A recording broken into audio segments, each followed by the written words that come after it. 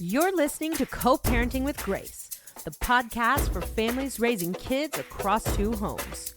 I'm your host, Jody Grace, wife, bonus mom, professional peacekeeper, and your teammate in this beautiful work of co-parenting. So put that red lipstick on, Grace family, and let's get into it.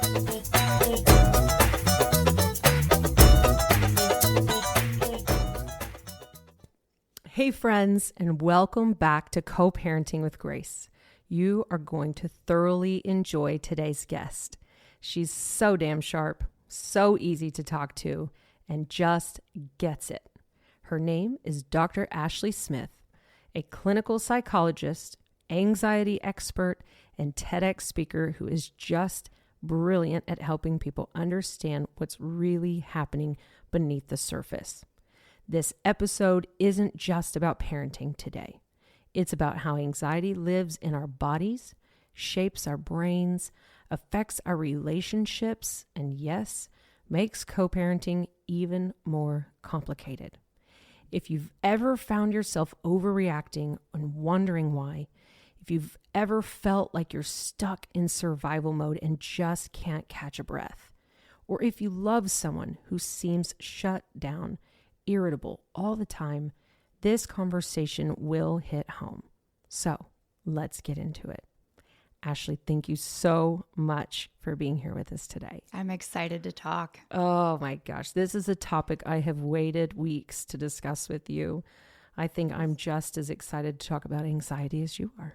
I love talking about this stuff. So anytime someone wants to nerd out and really get into the weeds of this is how our minds work and this is what's going on, I will take it. Absolutely. Well, it's a topic that affects so many people, people that don't even know they're affected by it. Yeah. So today we are going to, like I said, we could start with a number of things, but let's start here. How do you define anxiety versus everyday stress? Yeah. So a lot of times people use those words interchangeably, right? Anxiety and stress, and we can. Technically, the difference is stress is any demand for your time, attention, and energy. So basically anything you have to handle is a stressor. Right. Whereas anxiety is really about threat detection. So anxiety is our body's built-in threat detection system.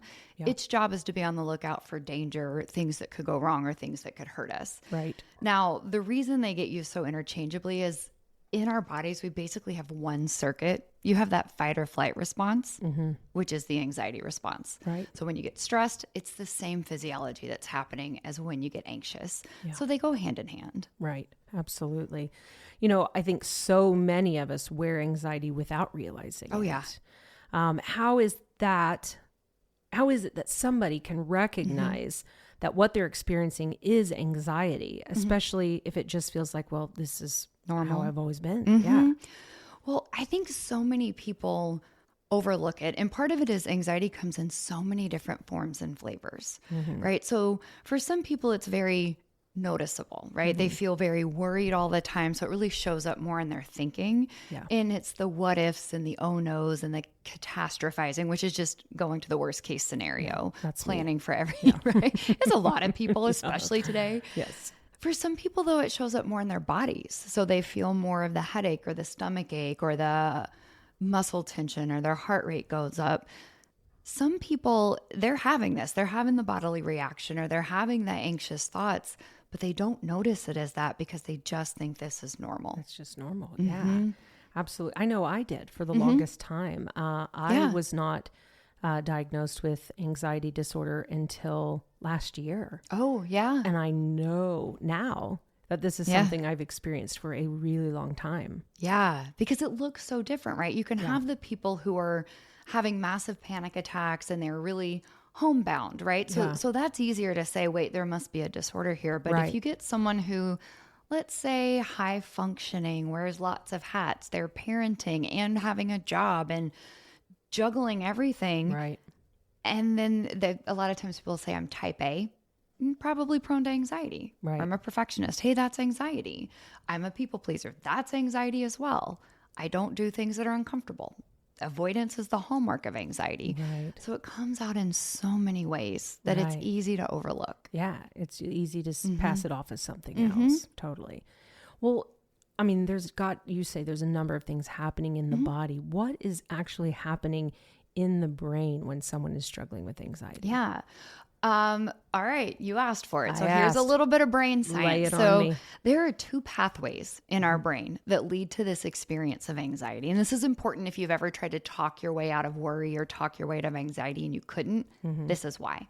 So what happens is all of the information that our brains are taking in, right? So it's everything we can see, hear, taste, touch, smell, at this moment, everything's coming in and our brain is having to sift through it to look for any sign or signal that there could be danger or that something bad could happen, right? So it's sifting through everything. And what happens is it comes into our brain and it gets packaged up in the thalamus, which I like to think of as Grand Central Station, and they get sent out to 2 places. Think emotion center and logic center. And it gets to our emotion center first. So if you really want to dive into the science, that's your limbic system, and its star is the amygdala. I like to think of it as the caveman. Okay. So the caveman is like the protector in our brain. It's super powerful, but not sophisticated. So it just does good, bad, safe, unsafe. That's it. So if it gets there and our caveman is like, oh, danger, bad, sound the alarms, Right. then our anxiety response gets triggered. If it makes it past the caveman, it gets to the CEO, which is your prefrontal cortex. This is the part of our brain that makes us human. This is the place where we think our way into anxiety. So it's more of let me think about this. Well, wait a minute. If this happens, well, this could happen and that would be really bad. And then it sends it to the caveman and then you still end up with anxiety. Yeah. So this is what's going on in our brain. And what happens when it gets to that caveman center is basically when the emotions get activated, your logic goes offline. So if you've ever, after the fact, sort of calmed down and been like, oh my gosh, I can't believe I just lost it. Or I can't believe I reacted that way. Or why couldn't I talk my way out of it? It's because logic goes offline once our anxiety system gets triggered. Yeah, that's incredible. And man, that has to be happening for so many people and they just don't have the tools to know. Right. Or to say, how do I change this? Yeah. How do I operate differently? I mean, anxiety is something I would wager a large number of the population struggles with every day. Yeah. Is this something that people are born with? Is it societal, environmental? All of the above. Every single human being has anxiety, right? If we didn't have anxiety, we'd die. Yeah. Right. So we all have it. And I like to think of it like a smoke detector in your house. So a smoke detector's job is to detect smoke, which means fire. And then you run out of the house and call 911. And most of the time you don't even know it's there. But imagine your smoke detector got too good at its job and it went off every time you lit a candle or used the stove or because it's Monday, why not? Yeah. At some point you'd realize, wow, it's a lot of false alarms. So everybody has the smoke detector, your built-in smoke detector. That's your anxiety system. Yeah. Some people's is too good at its job. So they're getting anxiety signals when they're not actually in danger, or they're getting too much anxiety than the situation really calls for. And it's a huge proportion of the population, depending on what study you look at, 25, 30, 35% of people. It's huge. Yeah, that is huge. And again, I think that we're just getting to a point where we're talking about it, where resources are more readily available for people.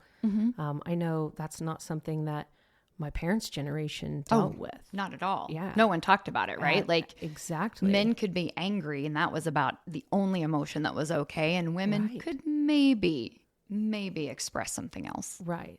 But no, people didn't talk about their feelings, right? No. Or they didn't understand them and understand that all emotions, not just anxiety, but all emotions are just shortcuts from our brain. Yeah. It's just our brain's way of giving us a lot of information very quickly to tell us what this situation is about and give us an instruction on what to do, right? Yeah. Anxiety means danger. The instruction is avoid or escape. Right. Sad is I lost something I cared about. The instruction, most people withdraw or isolate. What we really need to do is connect. Yeah. Anger is someone or something's getting in the way of what I want. What do? We lash out to fix it. So emotions are normal. It's just data. Absolutely. So I am reading your book. And we are going to circle back to that and talk about it more in a bit. But in your book, you talk about, your mind is your garden, tending to your garden. And when you're born and how you're raised, the environment you were raised in, your culture, you have native plants in your brain. So talk to me a little bit about, with that in mind, can you speak to how patterns of anxiety are formed and why they're so hard to break? Yeah. Oh, there's a lot there. So one, I want to go back to this idea of your mind is a garden and your thoughts are like native plants or invasive species. And really, let me give you a different way to think about it, just so that this makes sense, because most people we really think that it's all about the situation or our circumstances. Very little of our happiness, very little of the impact really is about the situation. It's all about how you think about it. So here's my favorite way to explain it. Imagine I'm walking along, I step in a pile of dog poop, and I think, I can't believe I just stepped in the poop. And then what if Jody thinks that I stink, but I took a shower today? And what if it ruins my shoes? Oh my gosh, I love these shoes. Right. I'm going to feel anxious, right? Absolutely. If I'm walking along, I step in the poop, and I think that stupid son of a gun, they shouldn't be allowed to have a dog. Yeah. I'm going to feel angry. Yeah. And if I'm walking along and I step in it, and I think I'm an idiot, this is just my luck, today's going to suck, I'm going to feel defeated or discouraged. Or I can walk along and step in the poop and think, well, that stinks. It's really no big deal. Yeah. And I'm going to be unfazed. Notice I'm not happy. Like I wasn't like, woohoo, poo. Right. But my point is, I stepped in poo either way it goes. And I had 4 really different reactions. Right. Because of the way I thought about it. And so this has huge implications, because it really is about how you think about the situation. And I am not saying just be positive, Pollyanna, like I love this when it don't. But the way you think about it makes a difference. And we're all running around with these minds that are by design skewed toward the negative. Right. So they're going to go toward 1, 2, or 3 by default. Every time, yeah. Unless you do the work to train them otherwise. Yes. And then for some people, genetically, it's even more so. So you might be more prone to anxious thinking and the worry and the catastrophizing. Some of it is modeling. What did your parents model? What was shaped? What did your experience teach you? So it is nature versus nurture. It's about half and half. Right. But it really is all about how you think about things. And your mind is not always going to help you out. Right. And it's just like everything else with generational trauma, generational cycles. We now have, as adults, have the opportunity to choose to think differently, to choose to do differently, to create new healthy patterns, to create new ways of viewing things, putting on a different lens to look at something. Yeah, absolutely. And it's really difficult, right? Because I think a lot of people miss when it comes to thinking is we think of it like a light bulb. Like, oh, I'm going to hear, like, oh, I heard this poo thing, so now I'm going to change my mindset. Right. It's not a light bulb thing. It's much more like going to the gym, right? You have to go, and you have to go day after day, and you have to continually work at it to get fit. And it's the same thing with our mind, because we have these default programs that we can't go in and delete. Right. So it's like we have to start, we have to be self-aware. We have to start to reflect what is going through my mind. And then we have to have the courage and the capacity to question, is there another way to look at this? Right. Just because this is the way I've always thought about it doesn't mean it's right. Certainly doesn't mean it's helpful. Right. And that takes a lot of effort. It absolutely does, especially for someone who's not self-aware, who denies that something is wrong. And I mean, that kind of brings me to my next topic. For someone who hasn't been formally diagnosed, are there signs that it might be time to seek that support, or, that they're stuck in a cycle and they just can't get out of it alone? I think several things. Every human has a human brain. So this applies to you, right? We need to shift in general how we think about mental health. It is not just about a diagnosable mental illness.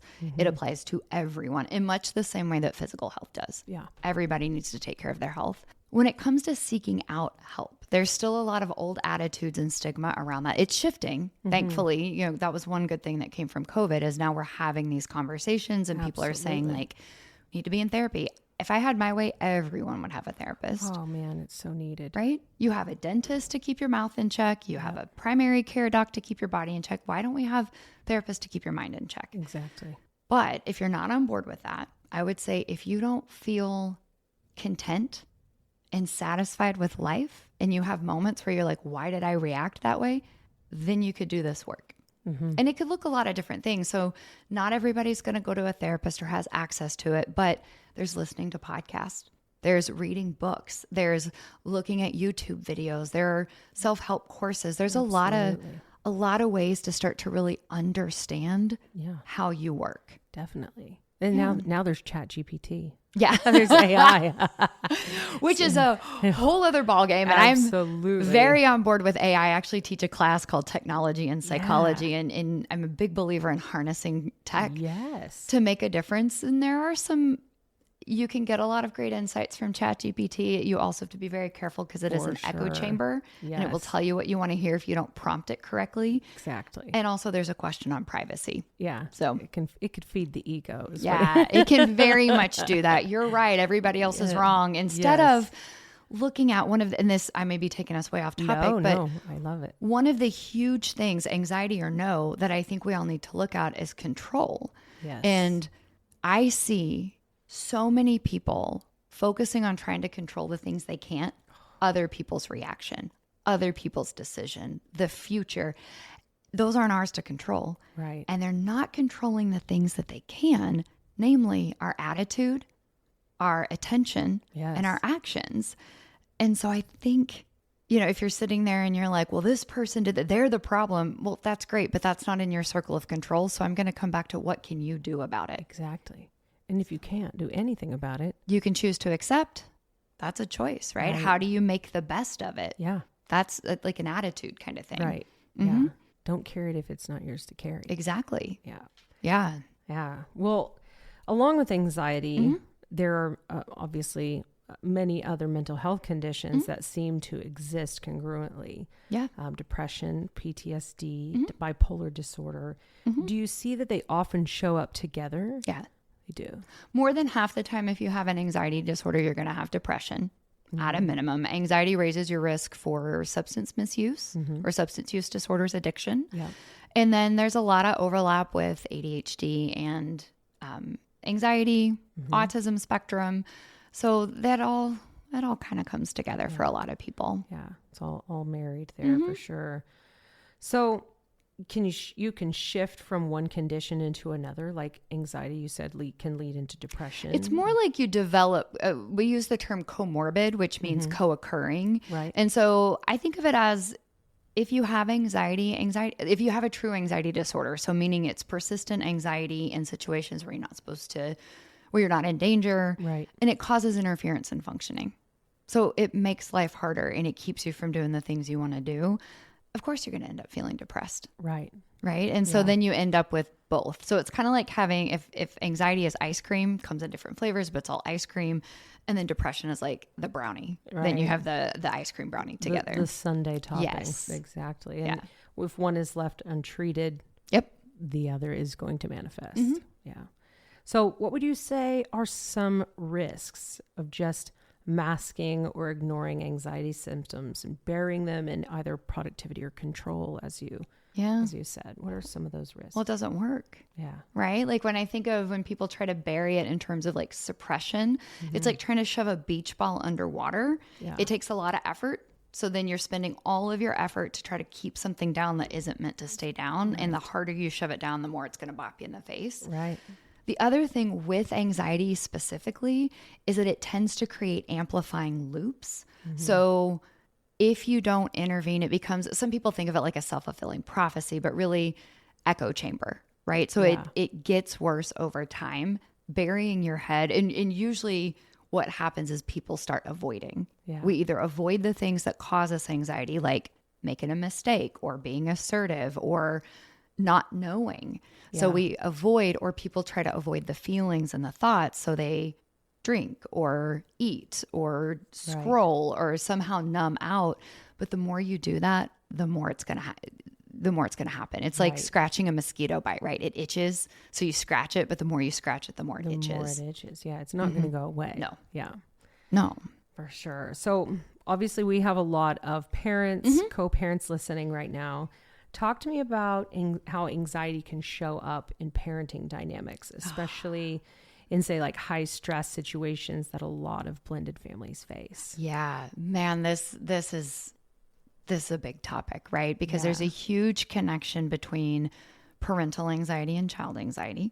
So if we just look at the parent-child dynamic, if you have an anxious kid, even if you as an adult are not prone to anxiety, if your kid has anxiety, it's going to pull it from you because it's hard to see your kid struggle, and you're going to get either frustrated or it's going to break your heart. And we end up, again, getting into these patterns that don't really work long-term. Right. From a co-parenting standpoint, oh my gosh, right?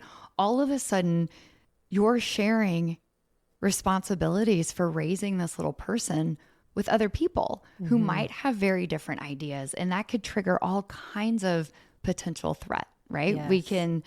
You can worry about your kid. And if you have different ideas about how they should be reared or what the rules should be or how to respond, there's going to be anxiety there.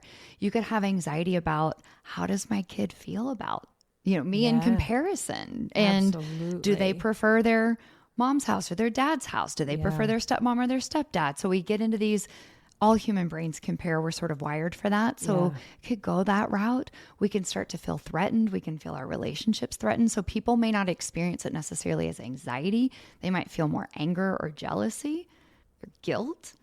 It's all kind of that same ball of wax though. Yeah, absolutely. Well, I would wager that is almost 100% of co-parenting relationships. Someone in that dynamic is experiencing that, which becomes a bigger issue for the others involved or the child. Right. Like you said, children are like a sponge. They are going to mimic and pick up on everything that you do. If you're anxious, they're going to be anxious. If you're angry, they're going to learn to be angry. No pressure. Right. None at all. None at all. Don't mess it up. Right. So, just as we talked before about, anxiety can show up different nervous system dysregulation responses, overfunctioning, irritability, emotional shutdown. Yeah. What do you believe are some of the most common ways that anxiety could disguise itself in a parenting role? Yeah.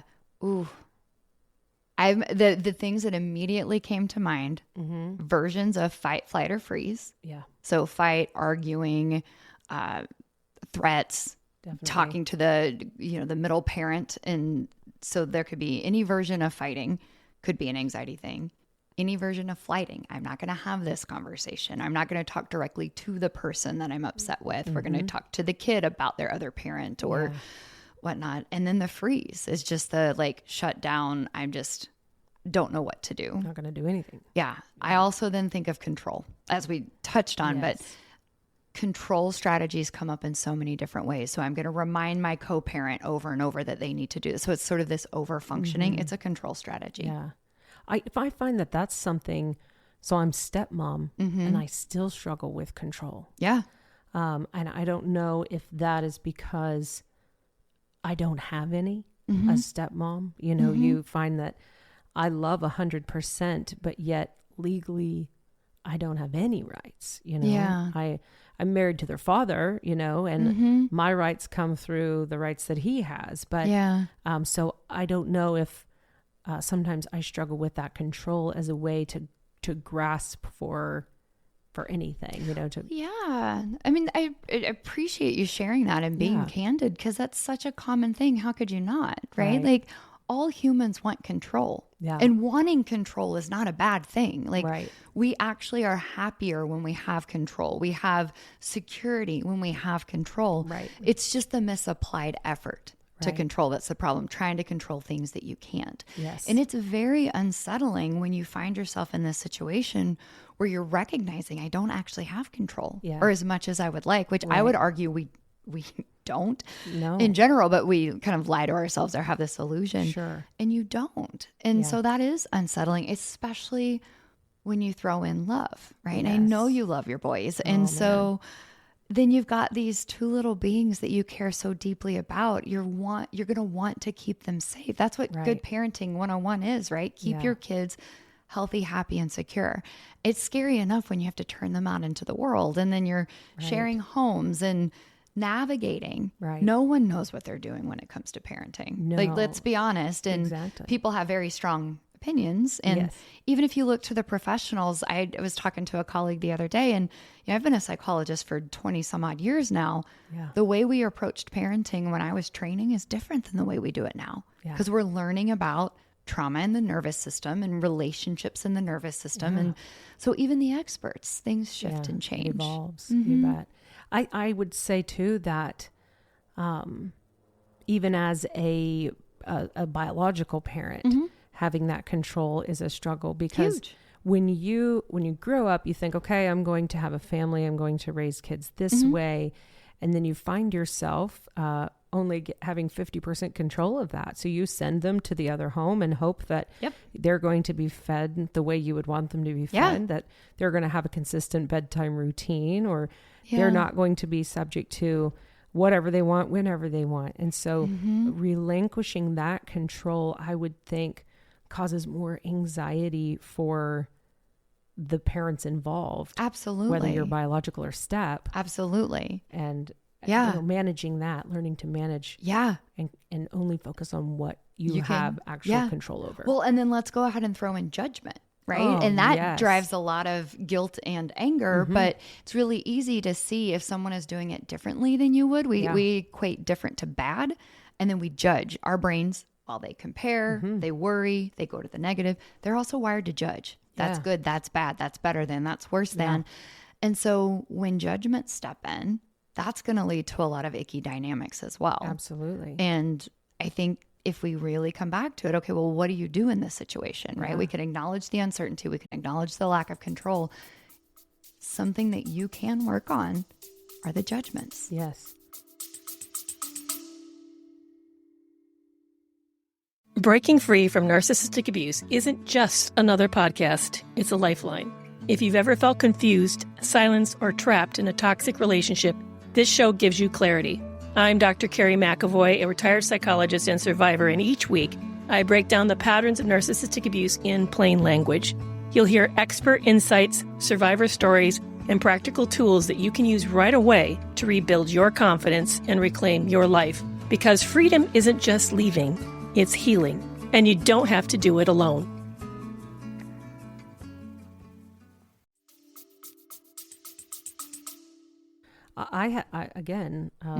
Real honest moment here. I had to really work on that. And my husband and I both, it was easy because it was the two of us messaging with one biological mother. It was easy for her to feel like we were passing judgment on the decision she was making. When we would reach out and say, hey, what are you, I remember asking her, hey, what is he eating? I can't get him to eat anything. What are you feeding him? And for her, she took it as, what are you feeding him over there? Yeah. And a lot of that too is because that's done through text message. Well, you lose all context. Complete. Right? And you assume the worst already because we already do of the dynamic that we have. And if you're feeling anxious, if she was feeling anxious at all, right, about that, anxiety is going to raise our negativity filter. Sure. So it's going to make everything, something that might have landed neutral before, if you're anxious, is going to land negative. Right. And if it already was going to land negative, then it's real bad. Absolutely. And I found myself having to say, no, I'm not saying, what are you feeding him? I'm saying, what are you feeding him? Because I need help. I can't get him to eat anything, And so it's so easy to feel like someone is passing judgment based on delivery, based on context, based on absolutely. And a lot of times people probably are just passing judgment. Very well could be. I mean, we're judgy. Absolutely. Right. And that happens. And what I love though, is that you're already getting to, what do you do about it? Like in that case, coming into it going, okay, I want to diffuse judgment. Then it's just a flipping of the words. Like, I'm having a hard time getting him to eat. What are you feeding him at your house? Right. Like, instead of what are you feeding him at your house? I can't, it's just a little flip. It is. So it is. And it's so, it's for everyone listening. It's so possible to find that place where you're not assuming the worst. You're not allowing that, that negative narrative to drive the bus. Right. Which is so easy to do. But, obviously, we're talking about parenting. We're talking about how we show up and present to our children. Ultimately, they're the ones affected. So how can our anxiety unintentionally affect our kids, even when we think we're keeping it all together. Oh man. Okay. I want to say this treading lightly because I think parents already feel a tremendous amount of pressure and scrutiny. And yes, the decisions that you make and the things that you do are shaping these little people. Yeah. At the same time, children are amazingly resilient. Thank goodness. Like one little misstep is not going to mess them up. So it is that, yes, keep your kids in mind as you're reacting in the world, because it can be a good motivator for being the kind of person you want to be. Yeah. And also you have to give yourself grace, because I've known entirely too many parents who are taking on things, because reality is your parenting style is not the only force shaping your kid's development. Absolutely. It is not a 100% control thing there. So you can be flawless and they're still going to end up with scars from childhood. We all do. So one of the things, there are a few things that popped in my head. So one is, what are you modeling? And so kids are going to learn a lot more through your actions than your words, right? So actions speak louder than words. Are you modeling fear? Are you modeling avoidance? Are you modeling the world as a dangerous place? Or are you modeling courage? The way this comes out, I was with friends several years ago. They had a 3-year-old and we were hanging out on a dock at a lake. Yes, if she fell off the dock into the water, she would get wet. The water was about 2 feet deep. This 3-year-old could have stood up and head would have been above the water, right? So the worst case is she would have gotten wet. We would have changed clothes, no big deal. But her mom told her no fewer than 30 times, be careful, don't get too close to the edge. And I'm seeing this and I'm like, I know where it's coming from. It's protection. But what it's modeling is fear. Yeah. As opposed to, we got to let kids fail. Like if she had fallen in the water, she would have learned important balance skills, right, for her nervous system, but she would have learned cause and effect. And so I think good parenting that keep your kid healthy, happy, and safe often backfires. Yeah. And we're trying to protect them when what we need to do is equip them with skills. Yeah. So there is the, what are you modeling? And then also show them, like, if you do good coping, let's say 99% of the time you're coping, you're reining it in, you're keeping your mind in check, you're keeping your cool, you lose your stuff 1% of the time. Mm-hmm. That's what they see. Yeah. Because all the rest of the coping happens internally. Mm-hmm. So I'm a big believer in it, not a lecture, not a whole entire discussion on it, but 2 sentences. I'm feeling really stressed out because I'm running late. I'm going to take a deep breath and remind myself it's not that big of a deal. So you label how you feel and what you're going to do to cope. And if you do that, it's not a light bulb thing, but if you do this over time, you're shaping coping in your kids. Yeah. So I think that's beneficial too. Oh man. Is this a therapy session right now? Because I needed to hear that so much. My kids already, I'm a worry wart. Okay. That is for sure. Yeah. And my kids already say, Jode, you're so scared. Why are you so scared all the time when we do that? And my husband reminds me, hey, they're going to be fine. Like, quit telling them not to do something because it scares you. Yeah. And I never thought I'm projecting my anxiety onto them. Mm-hmm. And you have to let them fail. You have to let them get hurt, which is my worst fear, right? I want to protect them from all of that. But I also don't want to. They need the resilience. Make them fearful of trying something just because that's the way I felt. Right. Well, and then you're going to have to, again, you got to practice what you preach. You got to go do scary things and then tell them that this makes me really nervous, but I'm brave. So I'm going to do it anyways. And bravery isn't not being scared. It's being scared and doing it anyways. Yeah. And that's what we have to do is we have to learn how to set aside anxiety or anger or jealousy or guilt or shame, whatever that inside ick, those feelings are, to set them aside so that we can do what matters. Yeah. I love what you just said. Yeah. Bravery is not being scared. It's being scared and doing it anyway. And that's what we want our kids to do. Oh, absolutely. Yeah. Absolutely. So anxiety looks different in different people. We just learned more about that. So how might it show up in moms versus dad, men versus women in general? Yeah. And there's some stereotypes here. I would say I've seen every form and every flavor across genders. For a lot of, especially if I think about moms, and especially if it's a working mom, It tends to come out in that over-functioning, type A, perfectionistic, people-pleasing, kind of doing the emotional labor for everybody involved. That cognitive load, which is the never-ending running to-do list that's always in the background. And that's different than what dads tend to experience. Yeah. There are some gender stereotypes, at least in our culture, that it's more okay for women to express anxiety, like I'm really nervous or scared, and men tend to express it more as irritability. Not always the case. So I'm seeing increasing shifts in that. I think there's also some differences in people who emote it, who express, oh my gosh, what if this, or I'm so stressed out. And then they're the ones that kind of get very stoic and they get quiet with it. And so, no, I'm not stressed. Yeah. I'm like, are you sure? Because you are. Your actions are saying otherwise. Yes, you are shutting down and not talking, and you are disengaged. Right. And so that can be anxiety as well. For sure. I mean, that makes sense too.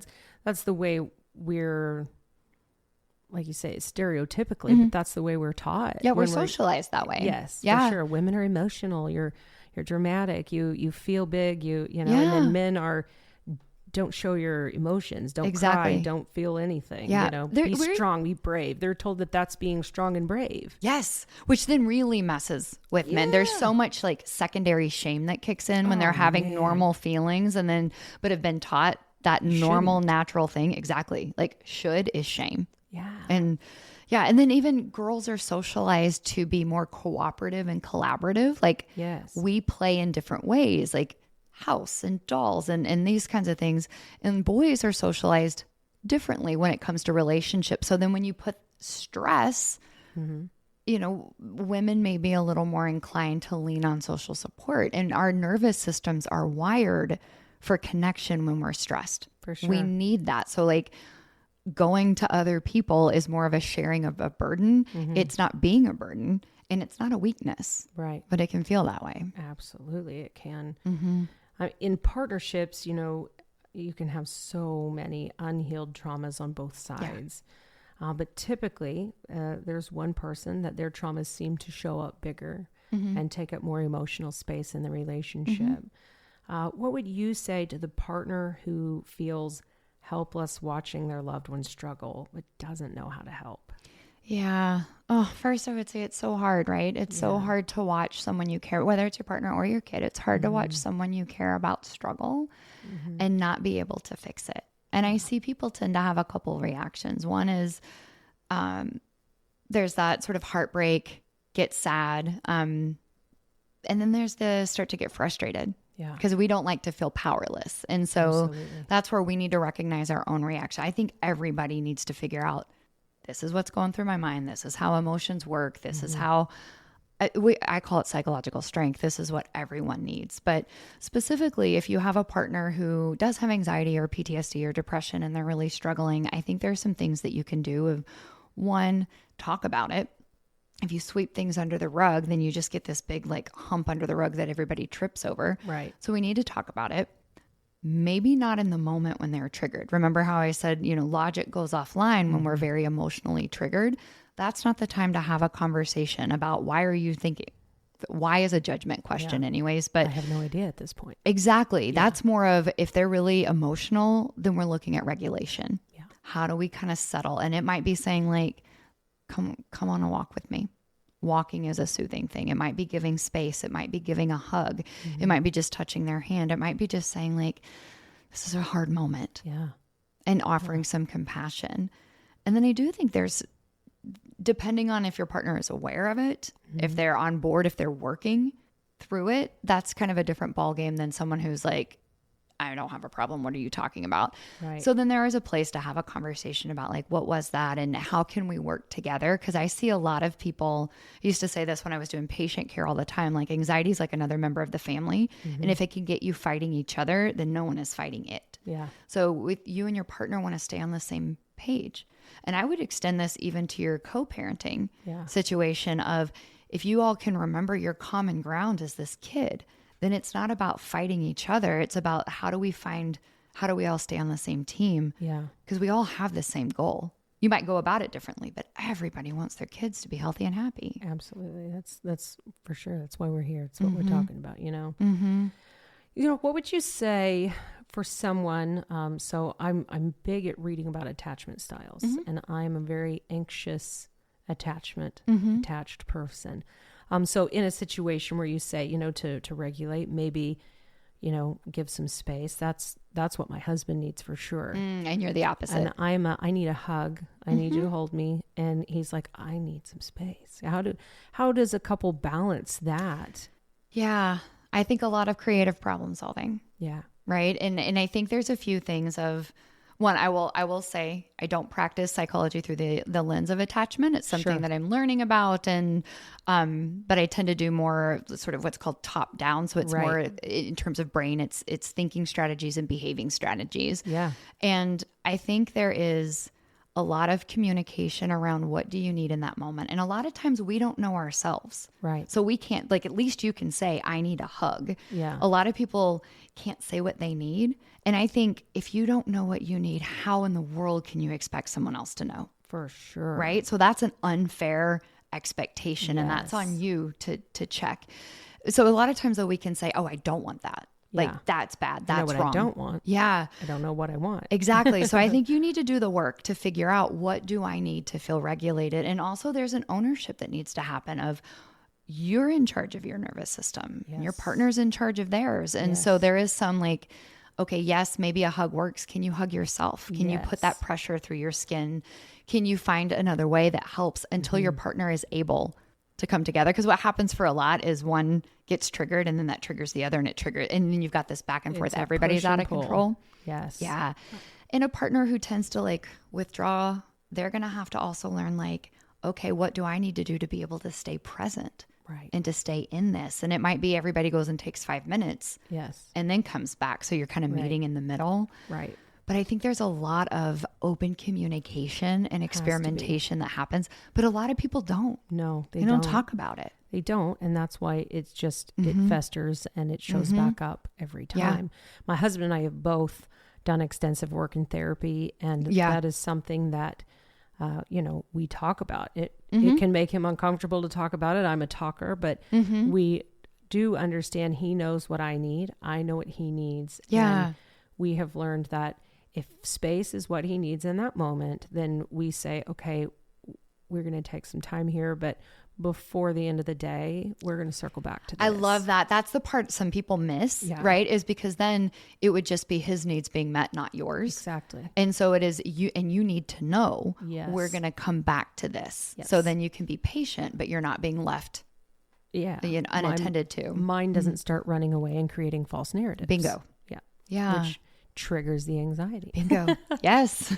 So what about the person who is co-parenting with someone who doesn't recognize their own anxiety? How can we hold compassion without enabling?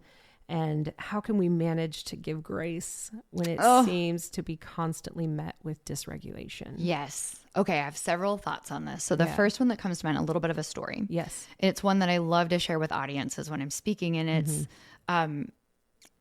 there's a grandfather and the grandchild, and they're having a conversation. The grandfather says, inside each of us are two wolves. One wolf is everything that is bad in this world. It is fear, it is greed, it is hate, it is jealousy, it is anger, it is shame. And the other wolf is everything that is good. It is peace and pride and love and compassion and joy. And the wolves are at war. And the grandchild thinks about it and then looks at her grandfather and says, well, if they're at war, which one wins? And he says, the one you feed. Yeah. And this is a really good analog for our minds, right? So if you think about it as it's anxiety or it's anger or it's jealousy, whatever it is that's coming up, in that moment, every moment we have a choice point and we can go, it's like a fork in the road, and you can go the direction that your default programming wants you to go, that your mind wants you to go, and you're going to react in certain ways. Or you follow your values. And so when it comes to this co-parenting situation, let's say your co-parent is not super self-aware, isn't willing to do the work, isn't going to communicate. You can't control that. Right. What can you do? You can let that be the excuse for your poor behavior. Or you recognize, I, in this moment, can only control my attitude, actions, and attention. Right. I'm going to be the kind of person that I am. And I'm not here to tell you who that is, but if you are loving, if you are someone who just wants the best for your kid, like, then you have a choice there. And it's, what can I do and how can I make the best of it? Offering compassion is a choice you can make. And compassion is the antidote to anger. Right. And so with that, there's a lot of different ways to build compassion. And it's not putting yourself in their shoes, because that's what a lot of people think of. Compassion is empathy plus kindness. And a lot of people think of empathy as putting yourself in their shoes. No, then you're seeing their perspective, but through your lens. Yeah. You have to put yourself in theirs, like with their history, with their learning, with their upbringing. How does it make sense that they are behaving in that way? Right. That's really empathy. And then if we can offer kindness with that, sometimes it's just thinking of them as a little kid. Yeah. What must have happened to them to get them to grow up into this person? Yeah. Now, you might still behave in the same way. You might still set boundaries. You might still have the same solutions, but you're just not going to hold on to as much anger and resentment, which is going to help you have a better experience in life. Absolutely. Such good points there. You know,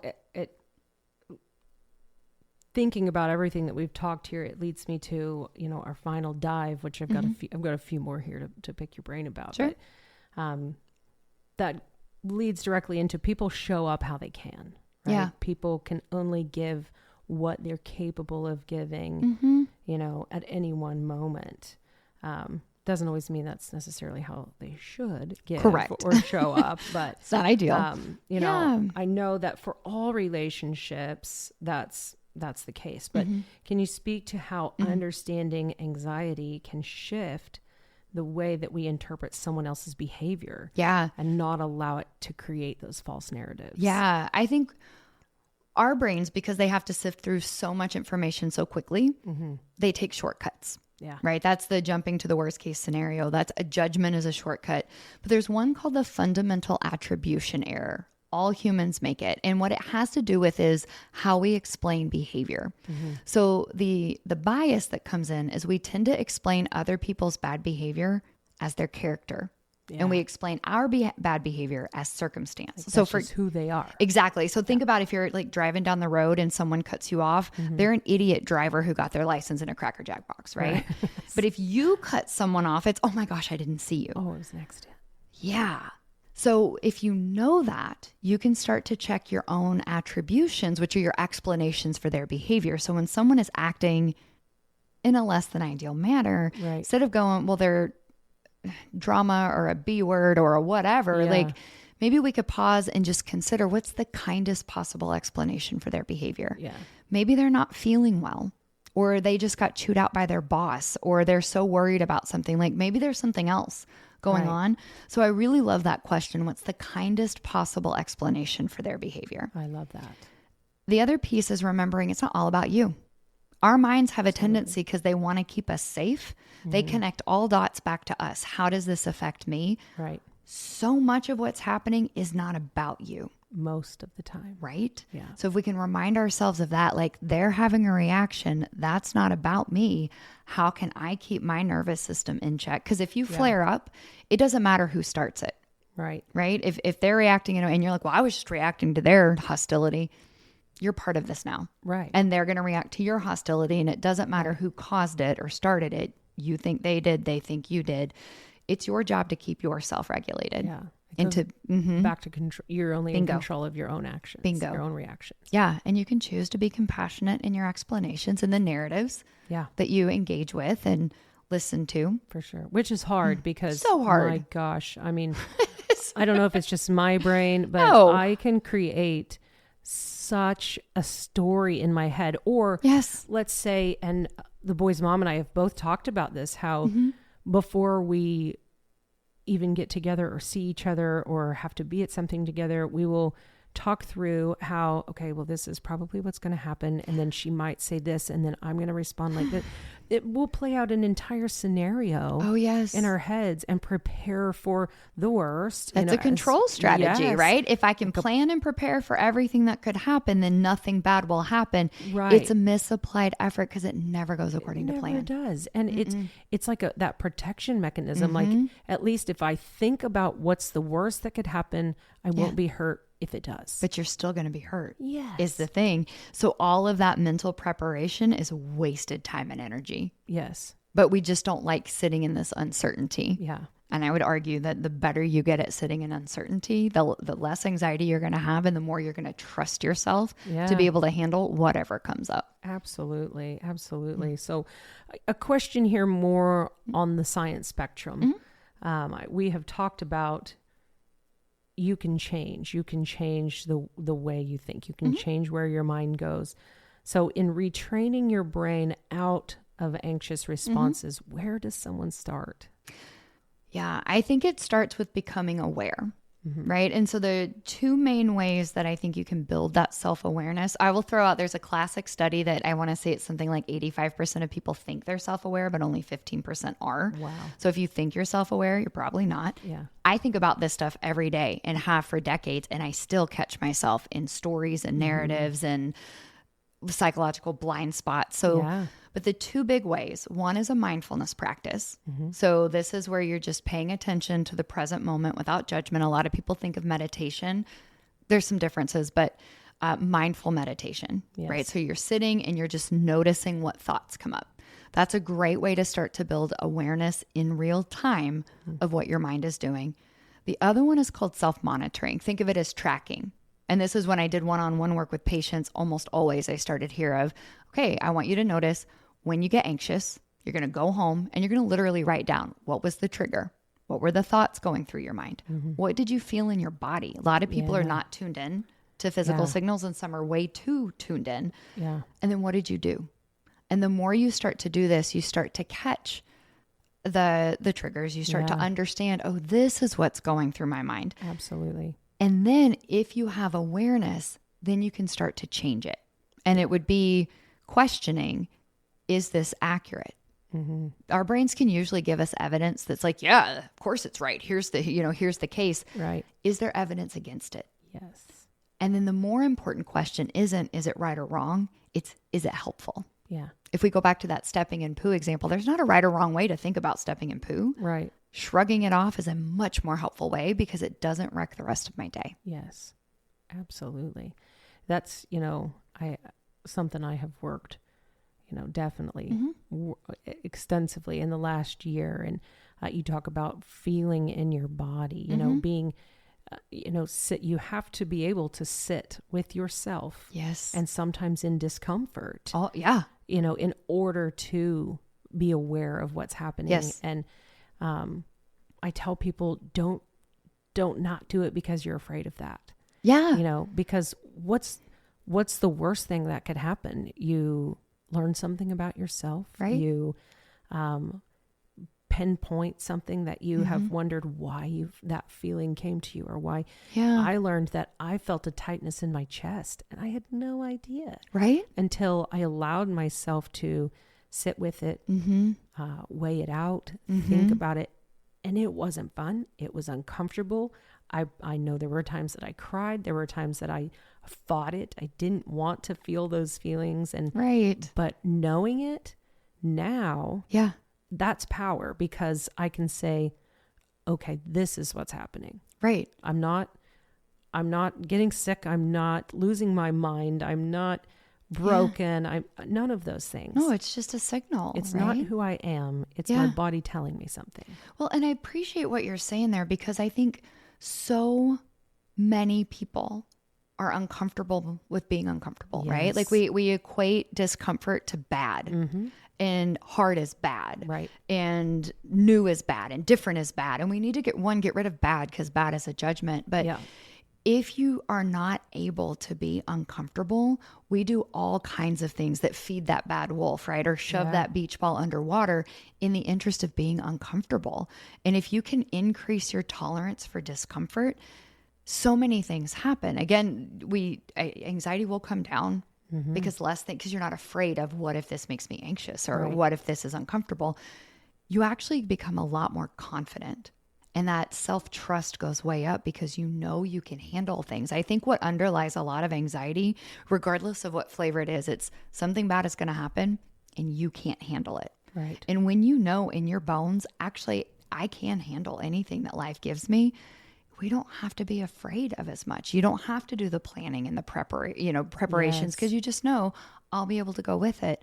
You're going to feel freer. You're going to feel more like you as well. Absolutely. Absolutely. That's so powerful. I mean, knowledge is power. Yes. And you have to be able to be uncomfortable. You have to be willing to sit with it, sit in that discomfort in order to move past it, in order to heal, in order to be better for yourself, be better for your children, be better for your partner. Absolutely. And what a great thing to model for them. You talked earlier about how that's what bravery is. You fear it. It's not going to be fun, but you do it anyway. Yes. That's bravery. Yes.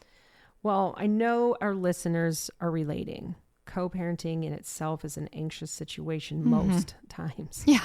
But even when things are peaceful, I had to send a message today to the boy's mom. We were talking about we're going to try and really cut back on screen time in the home. The boys probably got away with more of it during the summer because I'm working, she's working, we're keeping the boys at home. And, but we noticed this weekend some behavior that is directly related to, okay, we've had too much, And so my husband and I talked about it and I said, well, we need to let her know. And he was like, we need to let her know. So I do that communicating. I'm better with my words. I'm better at keeping peace and staying calm. So we have found that works for us. Great. And so I sent a message this morning, hey, this is what we noticed this weekend. I am not saying that you need to do this in your home. I'm just letting you know what's going to be happening in our home. So if they come home and, are frustrated or mad or expressing, I can't do this. This is what we're doing because of, the behavior that we saw. Yeah. And that alone I was so anxious thinking, okay, she's going to think that I'm telling her what to do. She's going to think that, I'm trying to, be the girl who runs with the football here. And, so communicating is hard because you automatically, like you said, assume that one's trying to control, one is judging, and that in itself is uncomfortable. So, but being able to do that, being able to communicate in that way is so important in keeping an open dialogue, keeping, things as peaceful as possible and offering the most consistency for the child. Yeah. I was going to say, look at what you did though. Yeah. You were willing to be anxious to communicate that because it's in the boy's best interest. Right.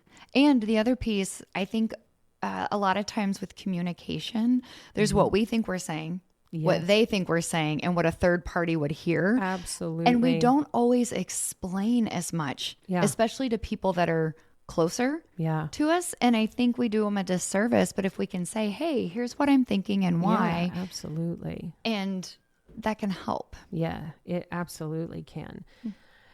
So I started to say something and I got down a rabbit hole. That's my ADHD speaking there. So tell me some small but powerful ways that parents, can begin to self-regulate in anxious moments, especially when the situation is out of their control. Yeah. First, easy, quick tip, if you're feeling yourself get activated is breathe. Yes. I mean, we breathe all the time, but when we get anxious, we start to breathe shallow and rapidly from our chest. Instead, you need to breathe very slowly and deeply from your diaphragm. My favorite breathing technique is the physiologic sigh. The way it works is you breathe in all the way to the top, and then you take another little sip of air. So it's like big breath in, sip of air, and then you blow it out, long, controlled exhale that's like 4 times longer than you think it needs to be. And that is a great way to start to drop cortisol, the stress hormone, and start to regulate your nervous system. And it's the long, controlled exhale that's really going to do it. So don't shortchange that part.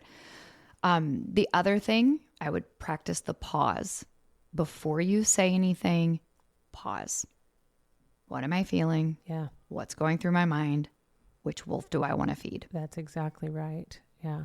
that pause is so important. Yeah. You know, I like to drop a quote on my socials every Wednesday, and that was one that I said, you don't have to respond immediately. Right. In fact, I say don't. Right. You know, wait until you are your healthiest self, and it allows you to talk through those things with yourself. What am I feeling?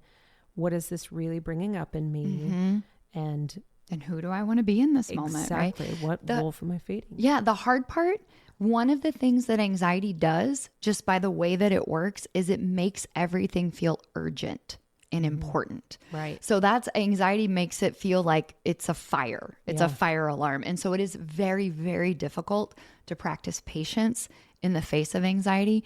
And patience is an underrated skill. Oh, if you can build that, you're going to have so many fewer messes to clean up. Yeah. I think too that technology, cell phones in particular, have created that in us even more so, because there's no impulse control. None at all. And I have set an expectation now with my family, with my friends, that if you text me, I'm going to respond immediately, because I feel like I have to. And so now if you don't, it's like, what's okay, wrong? People get anxious about that, right? And I get anxiety if I don't respond immediately. And it's like, Lord. Well, then practice setting your phone down and not checking it. It'll be a great thing. Right? Like if it makes you anxious, that tells us that's what we need to practice. If it won't actually kill you, then that becomes a sign of something we need to practice. Sitting in that ick. Yes, absolutely. Set that dang phone down. That's what I got to do. So big one here, for all humans, not just parents. How do our listeners start building emotional safety in their own homes when that isn't something that they grew up with? Oh man, that is a really great question. I think the foundation I immediately thought of emotional intelligence being a core skill here. I think we need to be able to label emotions, your own and that of your kids, especially when they're little and they don't know what they are. Right. And so I think just a simple statement, I feel angry. Yeah. You feel, or you can add, do you feel angry, or you seem angry? Bad is not a feeling, it's a judgment. Good is not a feeling, it's a judgment. So we want to be more precise with that. Also, feelings are one word. I feel like you're disrespecting me. No. I think you're disrespecting me. I feel hurt. Feelings are one word, except for pissed off. That's two. But I think we can start to do that. And then I think there is really, I think as parents, modeling how to have big emotions in a way that is safe, right? So if you can say, I feel really angry, but you're doing that and you're not screaming and breaking things, great. Right. And so we're showing them it's okay to have this feeling. This is not a dangerous feeling. Or sad. I'm going to cry. It's okay for kids to see you cry. You're not as good of an actress as you think you are. Right. So they're going to know. And I would much rather have parents be honest with kids of like, I feel really sad today than I'm fine, honey. For sure. When they're not, because their little brains will fill in a narrative. Yeah. So I think there's that. And then also if we just don't ever acknowledge emotions. So if you do lose your cool and you're like, well, I'm just going to pretend like that didn't happen. Then we're also showing them no accountability. Right. And so I think label emotions, articulate yours and what you're doing to cope, and then acknowledge, when things don't go well, because then they're seeing repair. Yeah. This is what we do when we don't do a great job. Right. They need to see that we're human. Yes. They need to see that, that's one thing I'd said in a previous episode. I lived in a home where my parents didn't hide their, they never had all out fights in front of us, but they'd have disagreements in front of us. And it allowed me to see that, well, they're human. They have big feelings. And it doesn't mean that things end or are falling apart just because someone has a disagreement. And that's something that, while my husband and I, we try not to, all out fight in front of the kids or, yell. We don't do that, but it's okay as long as it's not in regards to them. We stay united about them in front of them. Yeah. But, if it's, I don't even know what an example was. I thought you took out the trash. No, I thought and then it's okay for them to hear us say, hey, I'm sorry that because you're modeling conflict, right? Yes. Like conflict is an inevitable part of relationships. Yeah. And when it's done well, it's actually not a problem. Right. Right. Like all long-term successful couples fight. Right. And it's not about the fight. It's not even about how often you fight. It's about how do you repair after. And then you're showing that for your kids, because if kids never see you fight, then they're ill-equipped. They don't know how to handle conflict. And if all they see is destructive conflict that just devolves into name calling or stonewalling, which is the silent treatment, they're also not learning. No, absolutely. And they will model that. They will model what they see. Absolutely. Okay. You have so much to offer, and I have just thoroughly enjoyed this conversation. And I do want to talk about your book a little bit. Okay. The way I see it, I've been reading it. I've been listening to it. I have a paper copy. I have it on Audible. I can't stop. And one thing I love about it, there's a few things I want to talk about. I love, for my ADHD brain, I have trouble with long chapters. These are short. Oh my gosh. You have broken them down into segments that are digestible, that are, and I have a chance to read them, apply them, read them, and process them. And so, one, I thank you for that. But two, you create the most beautiful imagery in your examples, in your words. And a couple that have really stuck out to me early on in the book, you talked about how it's like a cell phone. Your brain is like a cell phone, and it comes with apps on it that you don't even choose to download. Yeah. They're there. And so it's about learning as an adult, okay, I don't need that app. I can get rid of it. Talk to me a little bit about that metaphor there. Yeah. Well, our minds, from day one, they're just taking in information and they're trying to figure out how the world works, our place in it. And so they can keep us safe. Yeah. And we have no filters. So we learn all kinds of things, right? And the messages we were just talking about around conflict and all kinds of things. And we don't have the cognitive filters, meaning like the awareness, the logic, any of that in place till we're well into teens to adulthood. Right. But we've already been programmed. So that, to me, it just makes sense to think of that as, our minds are like biological computers. They've got all these software and these apps. A lot of them don't serve us anymore. No. And we can't necessarily go in and delete it. But what we can do is start to recognize like, oh, there's that you're less than app. Like when those thoughts start to pop up or those feelings and behaviors start to pop up, because sometimes just calling it what it is, we have a saying, name it to tame it in psychology. And then we get to put that over like, oh, that's the bad wolf. I'm not going to act on it anymore. And we can intentionally start to create new programming. Yeah. I'm going to put that app in that folder that I don't use. Yeah. Away over there. It. Yeah. Or I'm going to, install this new app. And it does take time and effort, but I find that thinking of it that way just made sense to me. Yeah. And I figured that would make sense to other people too. Absolutely. Well, reading it just feels like this. It feels like sitting down and having a conversation with you. I appreciate that. I'm thoroughly enjoying it. The imagery around, I mentioned it earlier, the garden in your brain that you tend to, and how you have native plants in there, but you get to choose what to plant in your garden. You get to choose if a weed is actually a weed, if it grows a flower, does that, and you like it, it can stay there, you get to choose how you cultivate the garden that is your brain, your mind. Exactly. And I love that. I want our listeners, it's linked in the show notes, for them to go out, grab a copy, download it on Audible. Where else can we see your work? Can we get your book? Things like that. So my book is available through Amazon in Kindle and paperback. You can get it at Barnes and Noble, paperback as well. Yeah. And then Audible or audio version is pretty much anywhere you get your audio books. So, here's a hack. If you have a paid Spotify account for music, then you can get it for free. Oh, you get 10 hours of audiobooks a month for free, Spotify. So that's a great way to do it too. Absolutely. And I believe the audio is available through the Libby app, which is the library app. Very cool. Don't quote me on that, but I think it is. So that's a great place or great way. If you're not sure you want the book, but you just want to try it out, I have a free chapter available it's on my website. It's drashley.com/free chapter. Okay. Or if you sign up for my email list, then you'll get both the audio and digital version of one of my favorite chapters. So you can check it out that way. And then I dabble on social media, so you can certainly connect with me there. It's at Dr. Ashley Smith on most platforms.